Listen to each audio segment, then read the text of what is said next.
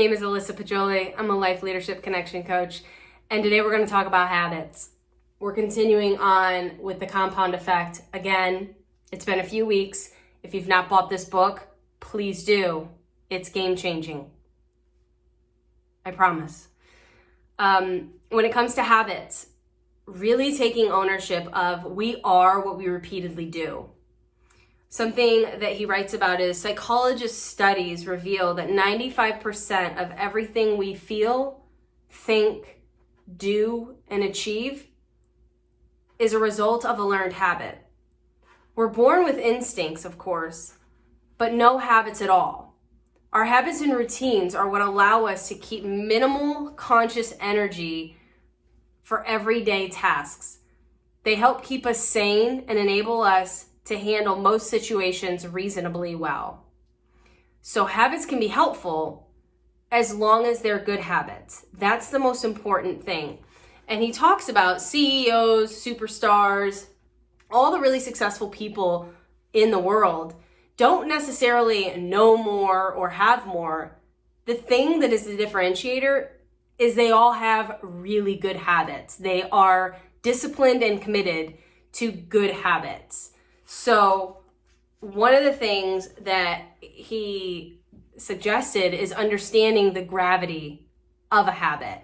And the chart that he uses, like a single poor habit, which doesn't look like much in the moment, can ultimately lead you miles off course from the direction of your goals and the life you desire. And he puts this chart up of just 1% of a flight can take you 150 miles off. So if you're wanting to go to New York, 1% off is going to put you in Albany or Delaware. And that is the same concept of health and our vitality. If you are slowly getting 1 hour less of sleep, that's going to lead you into a chronic health condition. Or if you refuse to eliminate sugar or things that create inflammation, you're going to result in a chronic health condition. If you choose to not prioritize work or not have boundaries and meet deadlines, you're going to lose your job likely. So it's understanding that you need to not have the instant gratification blinder on. That is the number one reason why people fail in habits, is they're unwilling to respect the compound effect and to have patience for the long game. Another thing he points out is psychologists tell us that nothing creates more stress than when our actions and behaviors aren't congruent with our values. Defining your core values also helps make life simpler and more efficient. Decision-making is also easier when you are certain of your core goals. When faced with a choice, ask yourself, does this align with my core values? If it does, do it. If it does not, don't look back. All fretting and indecisions are eliminated. So, enemies give us a reason to stand tall with courage. Having to fight challenges your skills, your character, and your resolve. It forces you to assess and exercise your talents and abilities.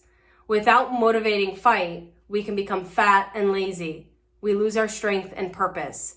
So with habits, understanding there is no instant gratification. It's a long game. They're small, smart choices that allow us to it becomes innate and part of us. So unless you get to a point to where you're doing it automatically, it's not necessarily a habit. When it comes to connecting to your core values, he also writes, when you define your goals, you give your brain something new to look for and focus on. It's as if you are giving your mind a new set of eyes from which to see all the people, circumstances, conversations, resources, ideas, and creativity surrounding you. With this new perspective, an inner itinerary, your mind proceeds to match up the outside. What you want most on the inside is your goal. So another little helpful chart is understanding that you have you, the choice, the behavior, the habit, the compound, and the goal. It's really important, and it's like that's why it's imperative to figure out which behaviors are blocking your path that leads you to your goal, and which behaviors will help you accomplish your goal.